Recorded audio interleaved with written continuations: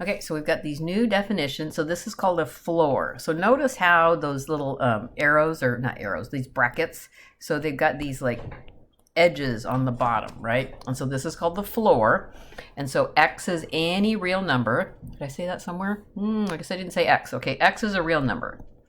I didn't make my definition very good here. Okay, my x is a real number, and n are going to be the integers. So integers 1, 2, 3, 4, negative 1, 2, 3, 4, that kind of thing, right?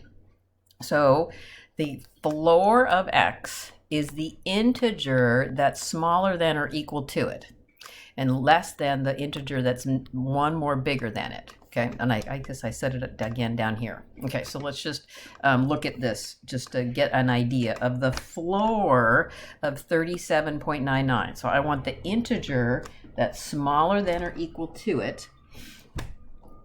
And so that's going to be 37, right? So the floor of 37.99 will be 37 because this is the integer that's smaller than or equal to it. And this is less than 38, right? Okay, so the ceiling, so notice how this one is drawn. So the bracket things are on the top, right? Sorry, it's messy. All right, there's my ceiling of x.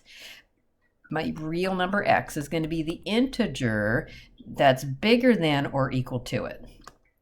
And again, I said the same thing here. So the ceiling of 37.99 will be the integer that's bigger than or equal to it, and so that's going to be 38.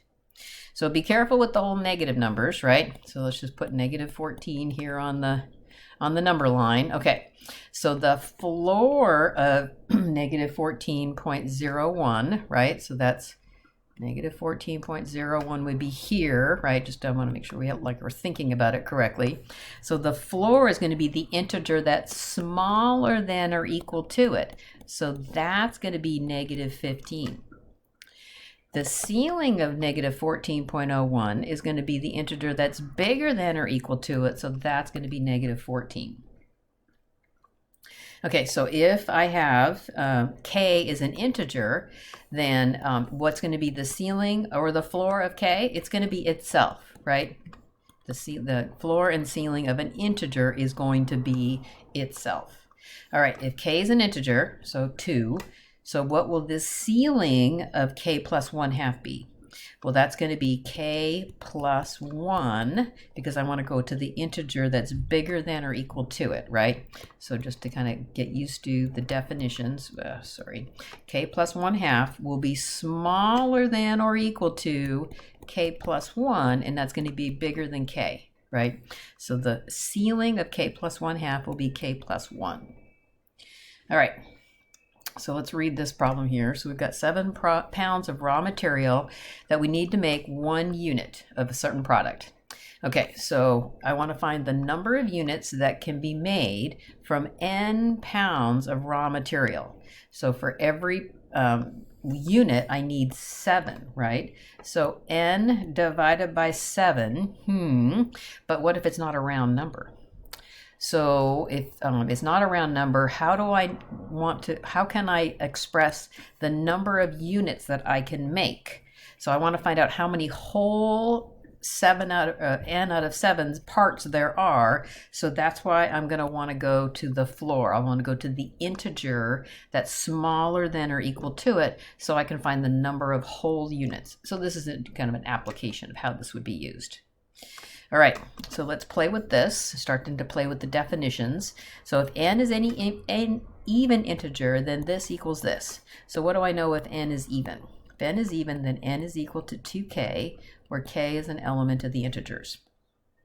All right, so let's work the left-hand side to the right-hand side. So if I have n divided by 2, then I replace n, right, with 2k. Cancel the 2's. So then the floor of k I know is k. So that's the left side, right? Okay. So there's the left side. So now let's deal with the right side. So n divided by 2, knowing that n is equal to 2k. So this turns out to be 2k over 2. So that's equal to k. So that's the right-hand side. So I've shown that they're both equal to k. All right, so now I'm going to just show you this proof, and so that we can do more like it on the next page. So if I have any real number, and m are the integers. So if I take a real number plus an integer, it's equal to the floor of the real number plus the integer. Okay, so to start this proof, many times you just have to make that bold first step. So I'm going to say let the floor of x equal n. And make sure you know how to define what that is. So the floor of x equaling n, I mean that's the integer smaller than or equal to the x, and that's going to be smaller than the n plus 1. So you need to be very familiar with this definition. So taking this line here and add m to each place. So add m, add m, add m. Okay, so from this line here, this tells me that the floor of x plus m is n plus m. Then I'm going to take this right here, this n, and I'm going to substitute in the floor of x. So if I take this line stays the same, or this left-hand side stays the same. Replace this with floor of x plus m. Ta-da! I got there.